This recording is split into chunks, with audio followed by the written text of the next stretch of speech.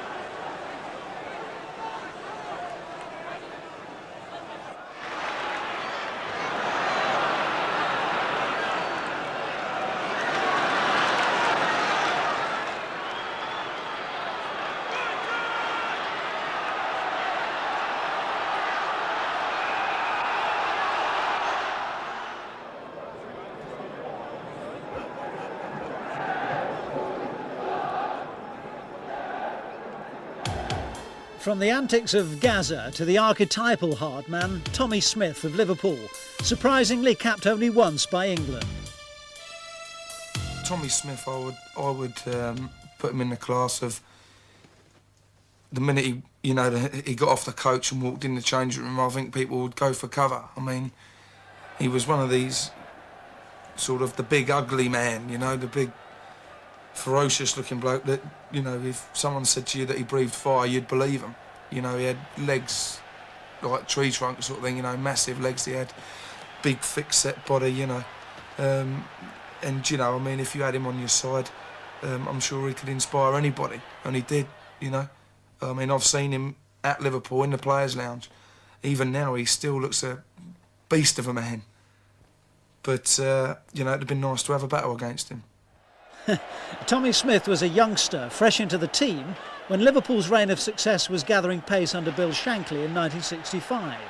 The first signs of his promise in the Cup final against Leeds.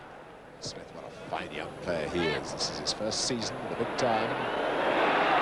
Colin, Storey, and so you've got to be double quick off the mark. Storey beaten by Smith, still in play now. Hannison. Well, very little has gone past Tom Smith this afternoon.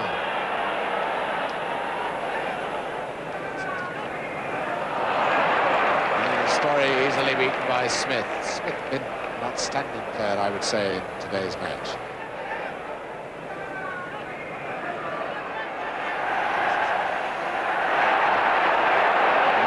Brenner beaten by Smith.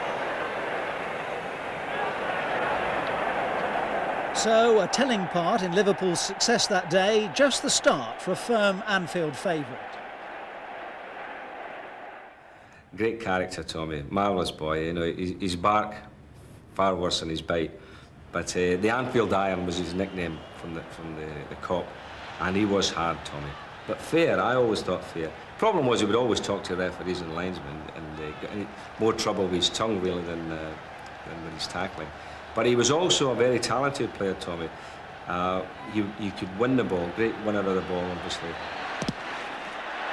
Smith was in hard against Kennedy.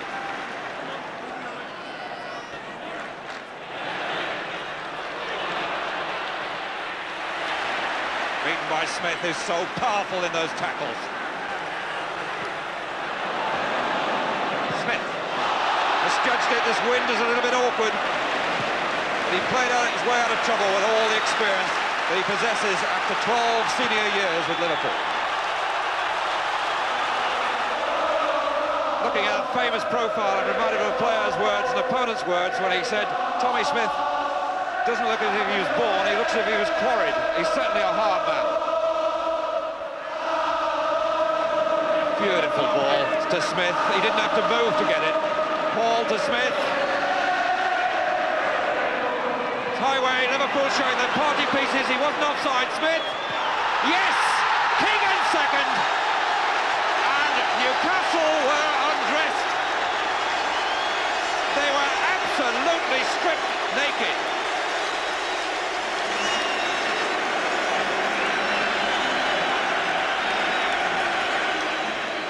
Tommy Smith again. He's had two tremendous matches. Look at the ball to Fairclough.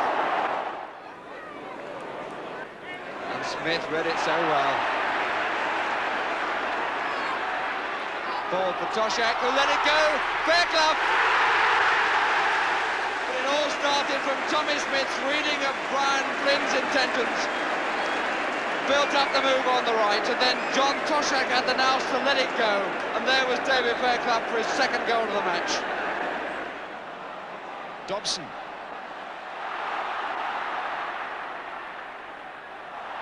So, our first indication that Tommy Smith wasn't all deft touches and probing passes.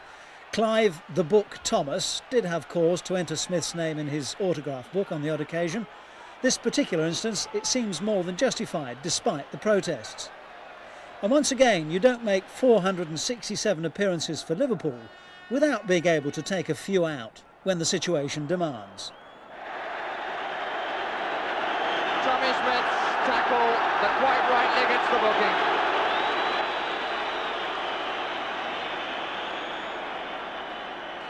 Yes, I don't think there was any doubt that the ball had gone, well before Alan Clark was clobbered around the ankles. And similarly, when Colin Bell took a tumble at Main Road in the next clip, it's pretty clear that Tommy was as good as any at arriving slightly late.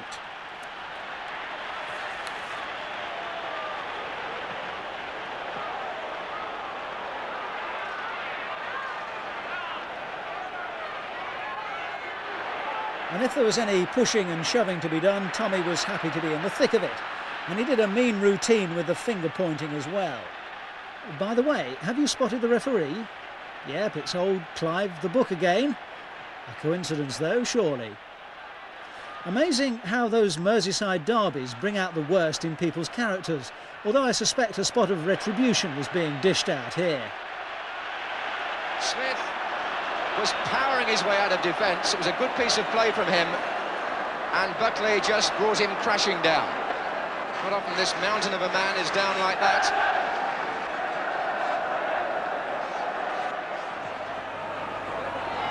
Better away by Bonds. Smith. Oh!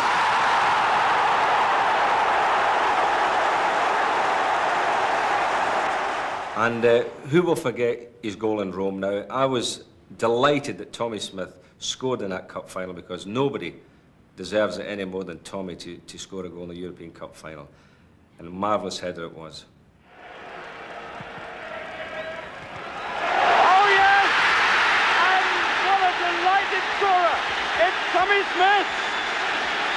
Look at it again! Oh, what an end to a career! Sure was. 5 league championship medals for Tommy Smith, but strangely just that solitary England cap.